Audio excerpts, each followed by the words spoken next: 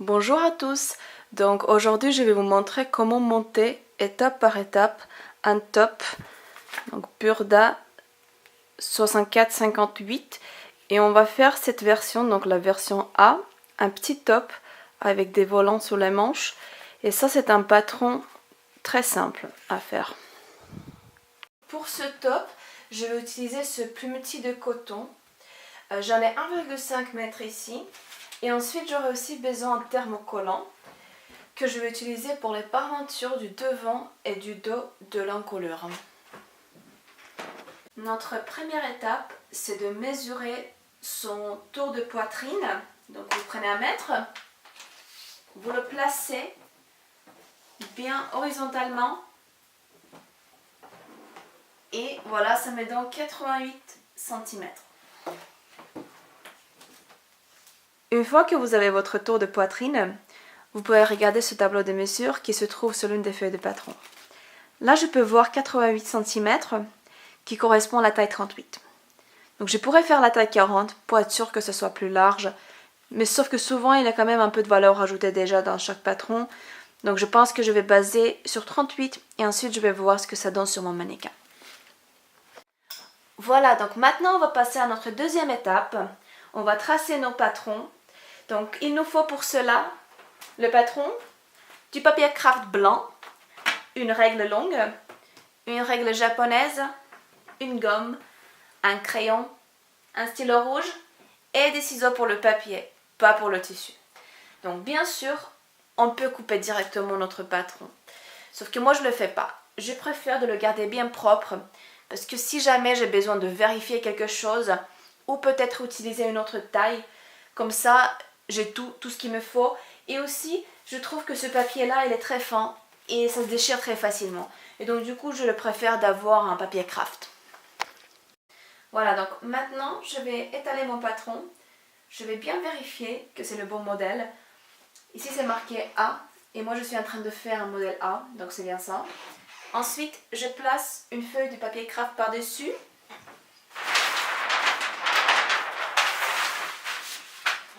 Je la fixe avec quelque chose et je trace le tour. Je vais tracer le tour suivant la ligne du 38 comme je fais la taille 38. Et ce qui est important, c'est de marquer les crans qui sont marqués sur le patron.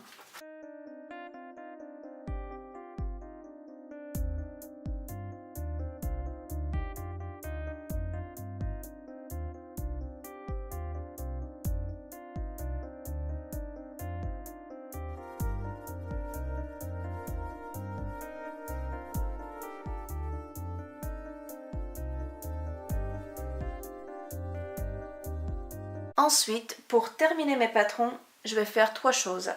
Tout d'abord, je vais marquer de quelle pièce il s'agit. Celui-ci, c'est le devant du vêtement, donc je vais bien marquer devant. Ensuite, je vais marquer le droit fil. Ça, vous pouvez trouver sur les patrons directement. Et ensuite, je marque aussi au pli. Comme il n'y aura pas de couture sur le milieu devant, il va falloir plier le tissu. Et donc c'est mieux de marquer directement sur le patron, comme ça vous ne vous trompez pas.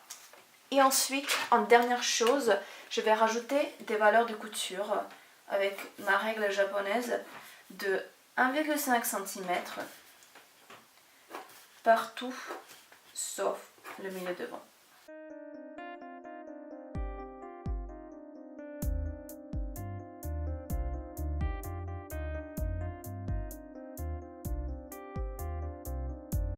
Voilà, donc nous sommes sur la troisième étape.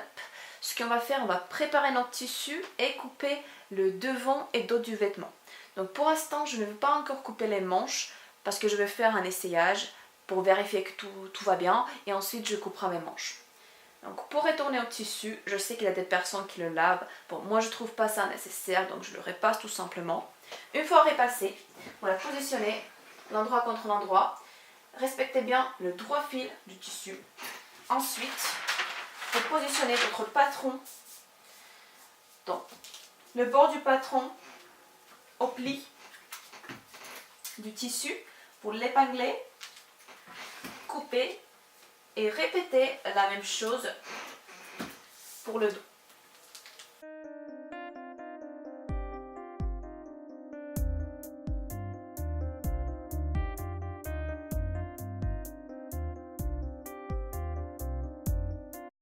Donc n'oubliez pas de marquer vos crans.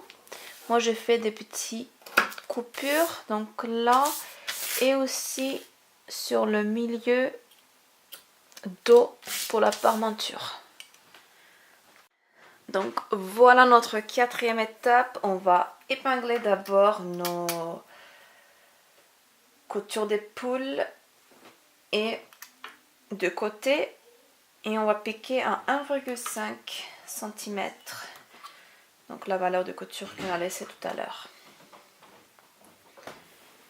Donc ici sur le côté, donc bien évidemment c'est l'endroit contre l'endroit.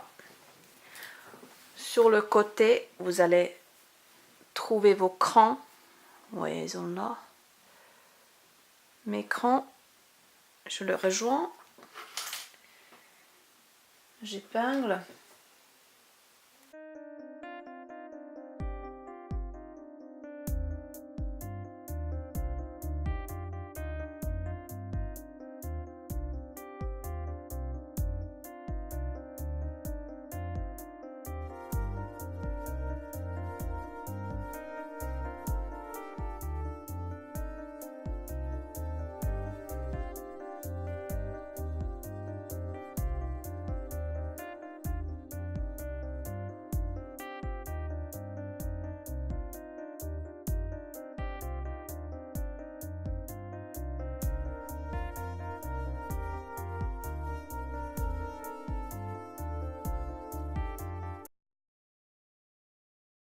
Voilà, donc c'est ça ce que ça donne un essayage. Donc c'est un modèle assez ample. Je vous rappelle que c'était le 38 comme le mannequin aussi. Faut juste se dire que au niveau de l'encolure, il aura 1,5 cm qui vont partir une fois qu'elle sera faite. Mais bon, à part ça, je pense que c'est pas mal et donc là, je peux continuer sur les manches. Voilà, donc une fois qu'on est content de notre essayage, on peut surjeter nos bords.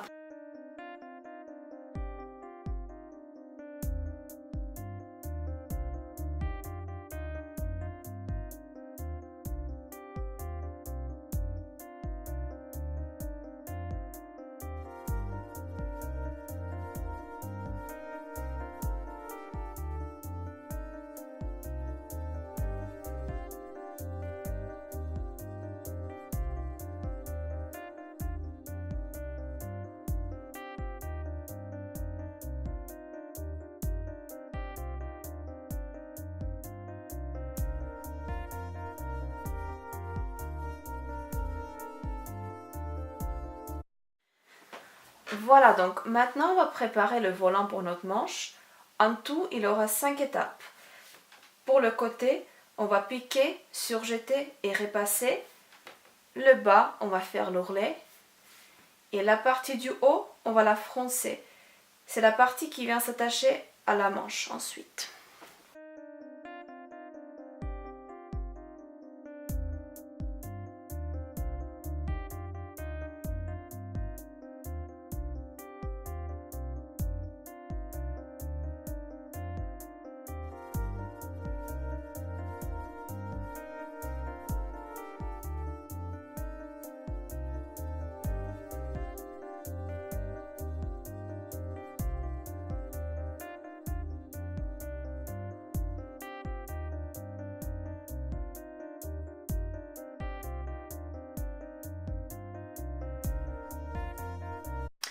Une fois le côté était piqué, surjeté et repassé vers le dos, maintenant je vais faire mon ourlet de 0,5 cm.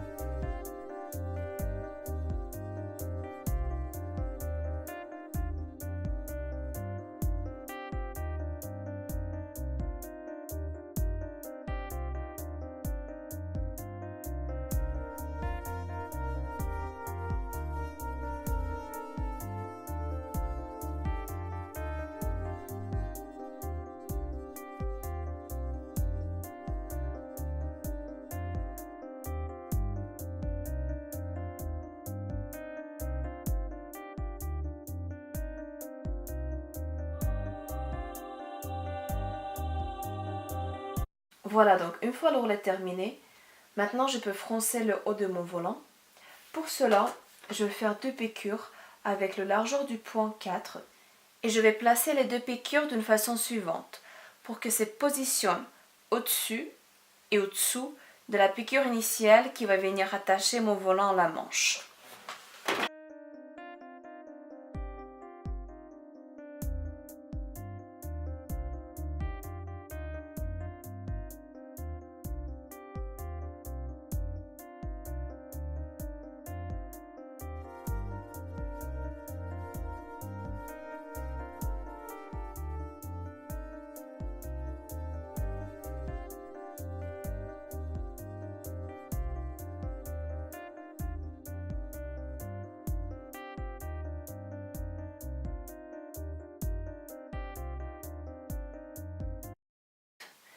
Je vais tirer les 2 fils pour froncer mon volant. Et je vais répartir les fronces régulièrement autour de mon volant.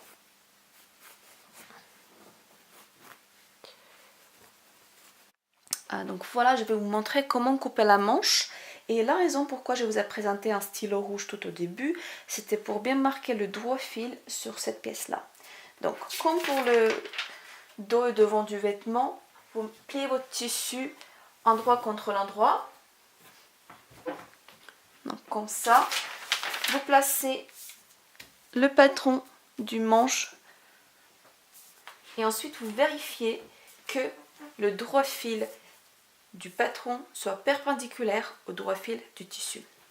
Donc moi je mesure du bord et là j'ai 18 cm et ensuite je vérifie que donc là aussi je vais la bousculer légèrement. Voilà, donc maintenant je sais que ma pièce elle respecte le droit fil du tissu. Maintenant je peux épingler et couper et procéder aux étapes suivantes. Pour terminer ma manche, il va falloir que je prépare cette partie là.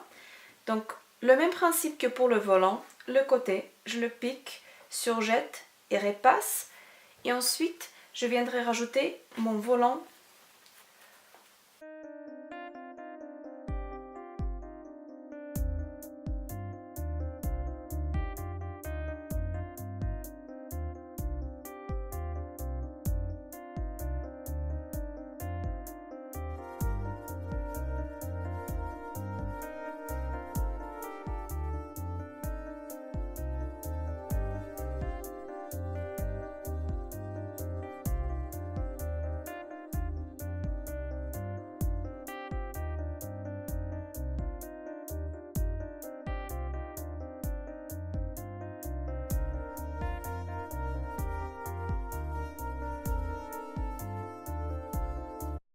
Voilà, donc ça c'est ma future manche. J'ai mon volant préparé et le haut de la manche. Maintenant je vais les joindre. Donc comme pour les côtés c'est le même principe. Je vais épingler, piquer, surjeter et repasser. Et je vais commencer par joindre les côtés.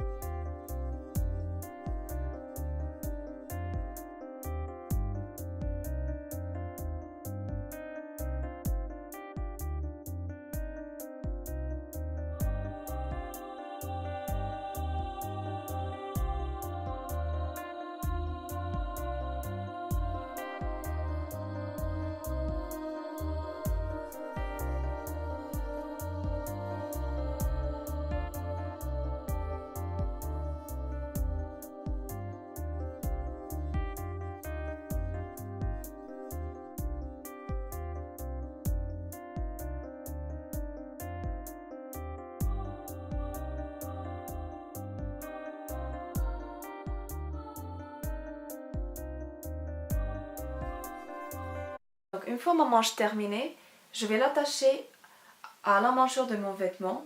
Donc c'est le même principe qu'on a fait tout à l'heure. On va l'épingler, piquer, surjeter et repasser. Donc je vais commencer par joindre les crans. J'ai un cran sur le devant de la manche et aussi un autre cran sur la tête de manche. C'est là.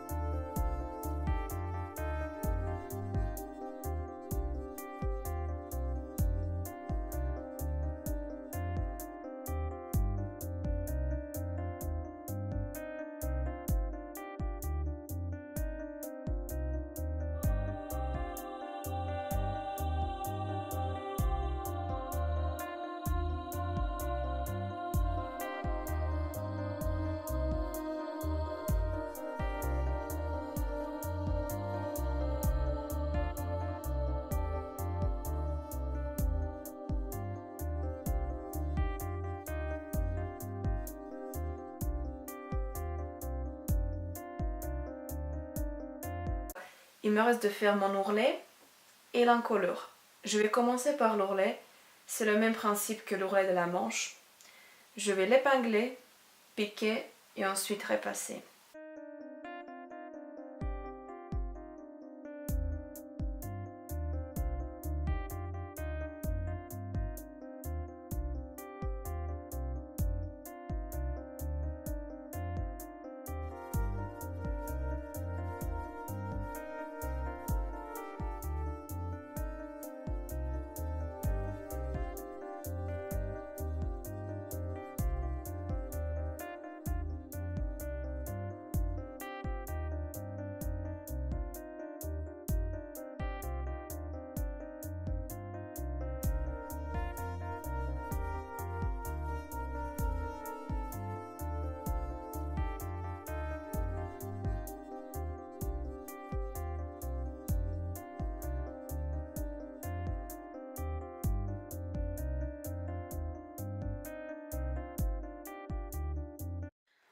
Voilà, donc j'ai coupé mes parmentures une fois en tissu pour le devant et pour le dos, une fois en thermocollant, donc devant, dos.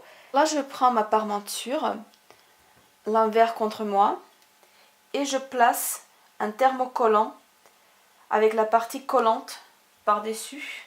Je le place bien et ensuite je viens l'appliquer au fer sans la vapeur.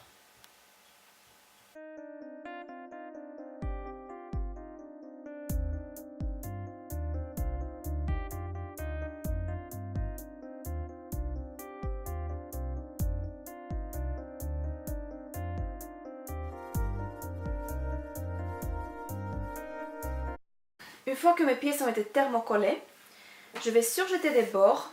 Ensuite, je vais les assembler. Donc, je vais épingler, piquer à 1,5, surjeter et repasser. Par contre, je vais les repasser et surjeter les coutures ouvertes pour ne pas créer trop d'épaisseur.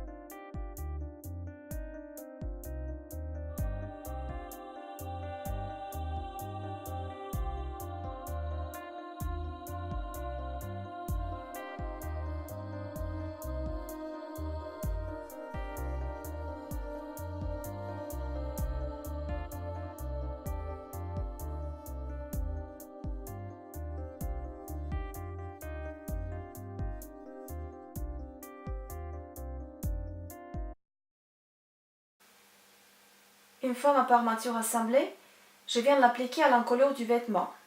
Donc je vais l'épingler et piquer à 1,5.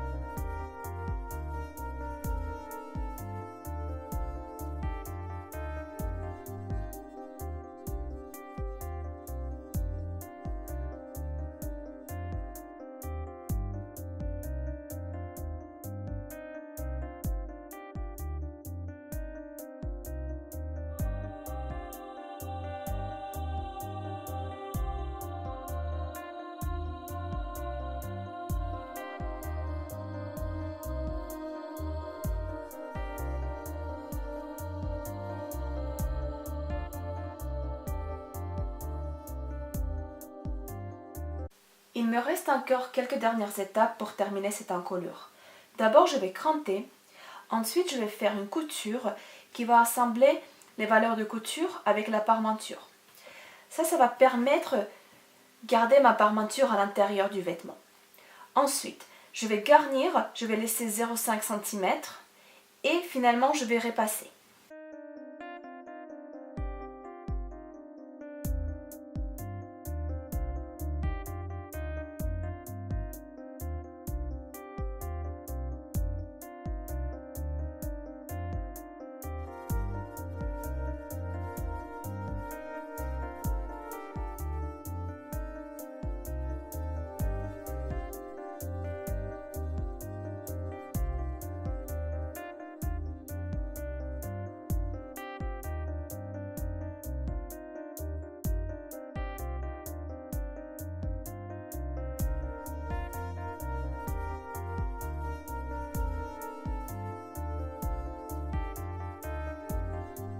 Donc pour bien terminer, il me reste la dernière chose.